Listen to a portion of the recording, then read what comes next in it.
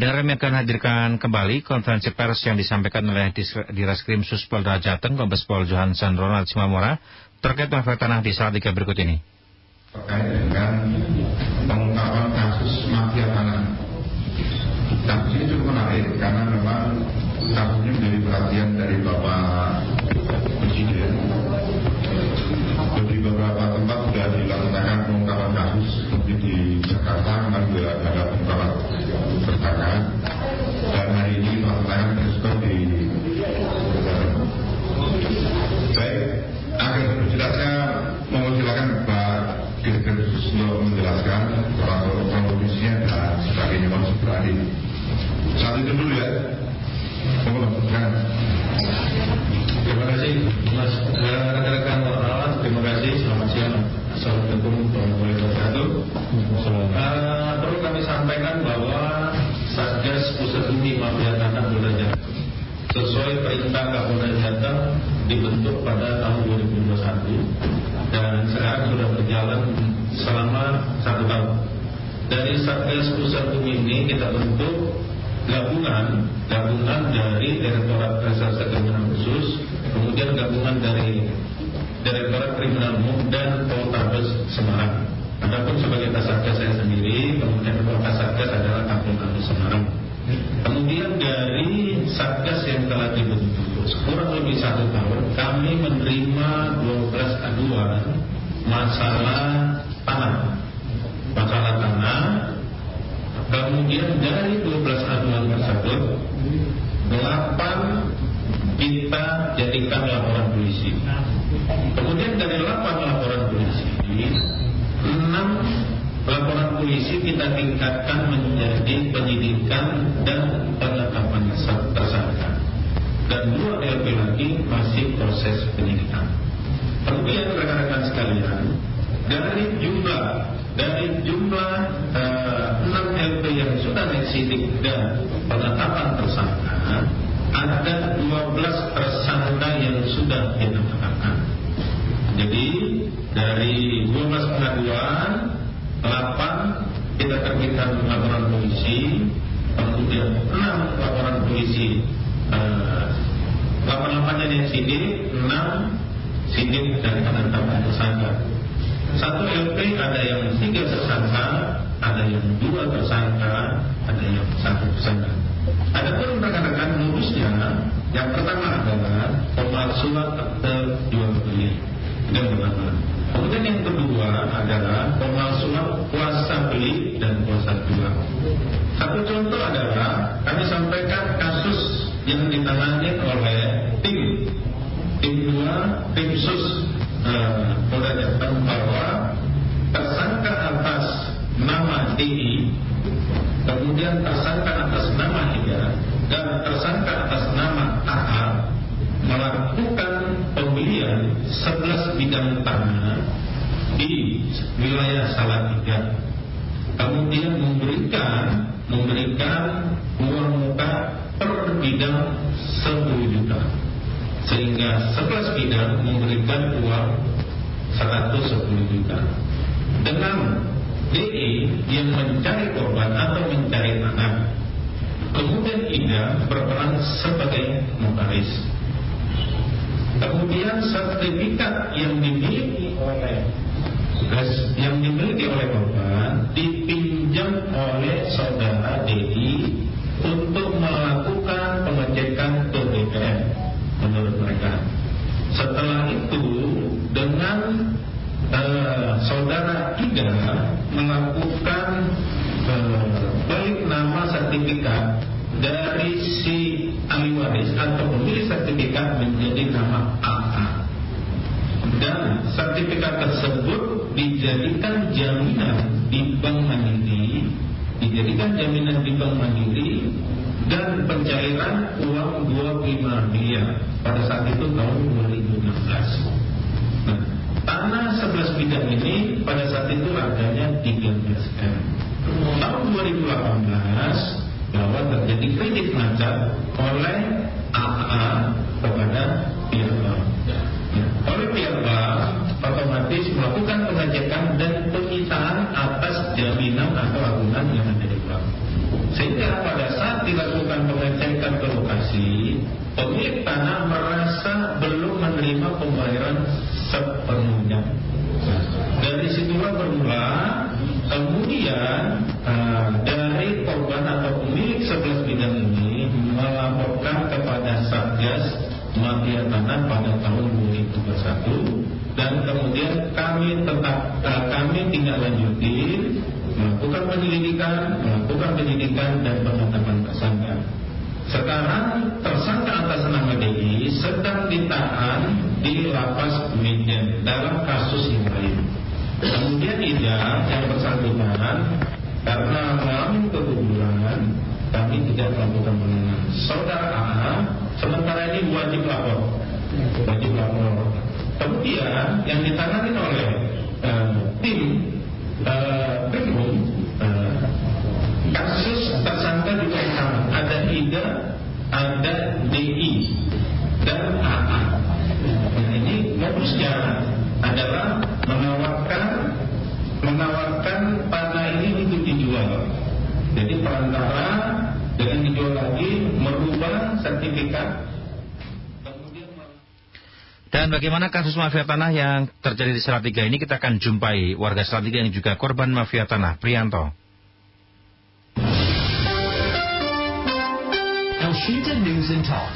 Pak Prianto, ini berarti salah satu korban mafia tanah ini ya Pak? Betul, saya salah satu korbannya. Bagaimana kok kemudian sampai terjadi menimpa Pak Prianto ini Pak? Pada awalnya itu kami mau berniat menjual tanah, dan kemudian ada maklar yang menghubungkan dengan pihak dari keluarga dari para tersangka sekarang ini. Kemudian kita melakukan deal di rumah salah satu korban, yaitu Bapak Paimin. Dari situ kemudian kita sepakat menjual tanah kami masing-masing kepada yang waktu itu suruhan dari Agus Hartono, namanya Edward Setiadi. Dari Edward Setiadi dan juga notaris yang waktu itu Nurruwaidah yang mengaku notaris, untuk melakukan transaksi dan deal. Harganya masing-masing korban itu beda-beda. Dari situ kemudian kita diminta untuk menyerahkan sertifikat asli dan fotokopi KK dan KTP. Sertifikat asli diminta itu tujuannya mau dicek ke BPN kondisi tanah kami masing-masing. Kemudian selang beberapa hari dari pihak Edward Setiadi itu datang ke rumah kami masing-masing menyerahkan uang 10 juta sebagai tanda jadi. Dari 10 juta itu kemudian selang 3 hari kemudian kami diajak ke Bank Mandiri cabang Frondol untuk membuka rekening dari masing-masing korban. Setelah kami buka rekening di Bank Mandiri, kemudian kami ditransfer, tiap orang ditransfer masing-masing sesuai harga yang telah disepakati. Selang 3 hari dari transfer yang pertama, ditransfer yang kedua. 3 hari kemudian ditransfer yang ketiga. Memang pada waktu itu perjanjiannya pembayarannya tidak langsung cash seluruhnya. Berarti itu transfer itu cicilan ya? Cicilan pelunasan ya Pak? Cicilan pelunasan. Dari saya sendiri waktu itu disetujui deal harganya 640 juta. Kemudian saya ditransfer yang pertama 54 juta. Yang kedua 54 juta juga. Terus yang ketiga 54 juta juga. Terus setelah itu selang beberapa bulan tidak ada lagi transfer, sampai kemudian ada pihak dari Bank Mandiri itu datang ke tanah kami untuk melakukan pengukuran, katanya mau dilelang. Nah, dari situ kita bisa tahu kalau bahwa tanah yang kami jual itu yang belum dilunasi itu ternyata sudah dibalik nama atas nama Agus Hartono. Dan Kemudian kita coba menghubungi Edward lagi sama Ida yang waktu itu mengaku notaris. Ya. Tapi tidak bisa. Sampai kemudian kita kejar, terus akhirnya ketemu, persetujuan ketemuan di Ungaran. Dari situ Edward mengatakan bahwa yang membeli tanah kami adalah Agus Hartono, pengusaha rokok dari Semarang, yang merupakan anak dari salah satu bos pemilik rokok Sampurna. Dan setelah itu kita coba menghubungi Agus Hartono itu tadi, tapi ternyata tidak bisa. Sampai tahun 2018 bulan Juli akhirnya kita melaporkan ke Polda. Kita lapor ke Polda itu sudah sejak tahun 2018. Wah, sudah 4 tahun ya Pak? Hampir 4 tahun. Nah, setelah itu sampai dengan kasus sekarang ini tidak ada lagi inisiatif untuk melunasi atau mencoba gimana gitu dari pihak Agus Hartono. Ini Edward ini siapa Pak? Edward itu adalah salah satu dari anak buah Agus Hartono, dan sama Agus Hartono sendiri kita sudah pernah ketemuan. Dan Bapak kenapa percaya kepada Agus Hartono kala itu Pak untuk menjual tanahnya? Di mana?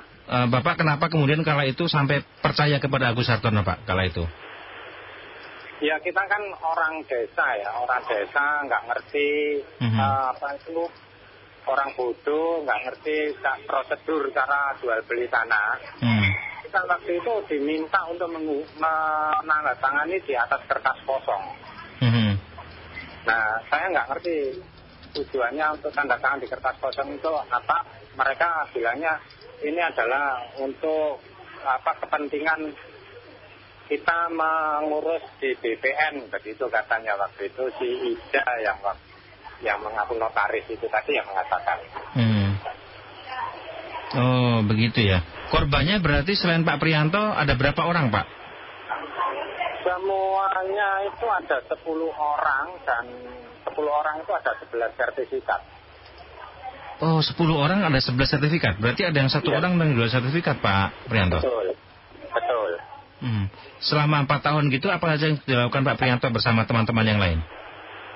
Selama 4 tahun itu kita mencoba menghubungi Agus Hartono. Pernah 2 kali kita ketemu Agus Hartono di Kunakuni sama di Rinjani View.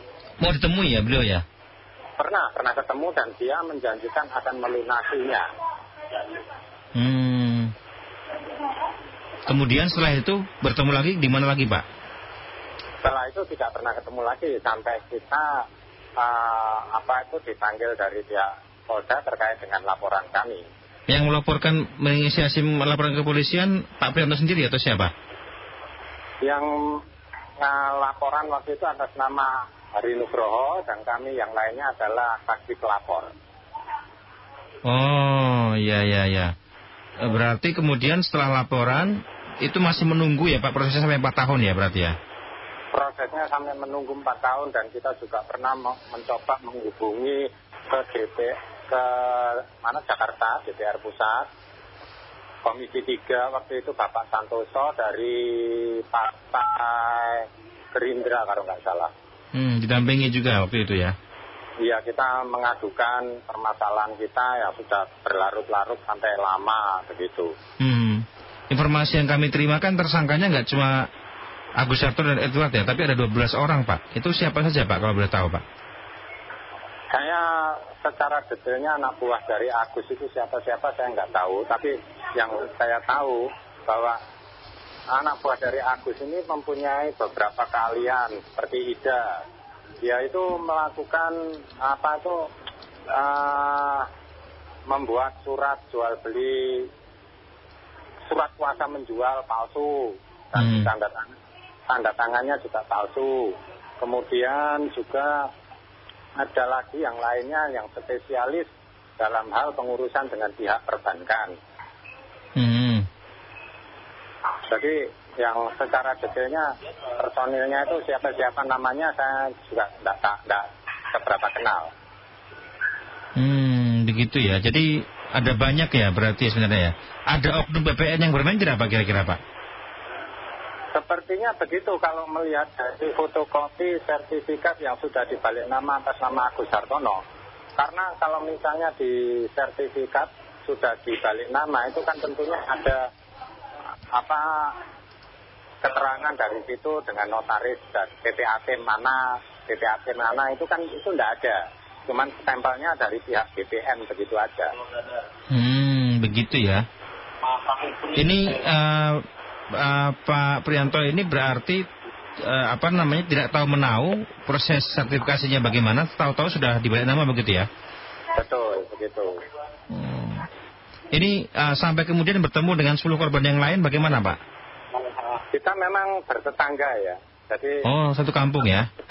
Waktu kita mau menjual itu diketemukan di salah satu tempat yang salah satu korban juga yaitu Bapak Paimin. Dan kita transaksinya dengan Edward itu di rumah Bapak Paimin dengan 10 orang itu tadi. Kalau melihat kondisi ini kira-kira Pak Prianto menyesal tidak Pak Prianto?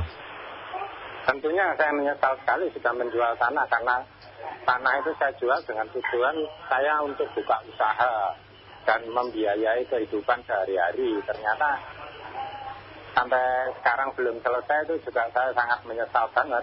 Rugi berapa nih Pak berarti Pak kira-kira Pak? Saya kekurangan pembayarannya 400 juta lebih.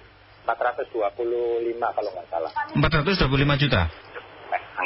Emang berapa hektar berapa luas yang dijual dari Pak Prianto sendiri Pak? Luasnya 2.100. Waduh, 2 hektar ya berarti ya? 2,1 hektar ya Pak? Ya, nggak sampai. Nggak sampai ya? 2.100 meter ya? 2.100 meter persegi. Meter persegi. Yang lain juga hampir sama, sangat luas sekali ya? Yang lainnya lebih luas banyak. Ada yang total pembayarannya itu sampai 3M. Tapi belum dibayarkan semua. Semuanya belum dibayar lunas. Ini dengan sudah ada penetapan tersangka, apakah ada peluang tanahnya balik Pak? Harapan kami memang begitu. Atau kalau setidaknya pelunasan pembayaran. Kekurangan dari masing-masing korban itu berapa dilunasi. Begitu ya. Harapannya begitu. Cuma ini kan masih proses panjang sepertinya Pak, karena baru tahapan tersangka Pak. Iya, betul. Oke, baik. Baik Pak Prianto, terima kasih Pak Prianto ya sudah berbincang bersama El Sinta ya. Terima kasih juga. Selamat siang. Semoga nanti akan kembali seperti semula Pak Prianto. Amin. Demikian mendengar wawancara kami bersama dengan warga Salatiga yang juga menjadi korban mafia tanah Prianto.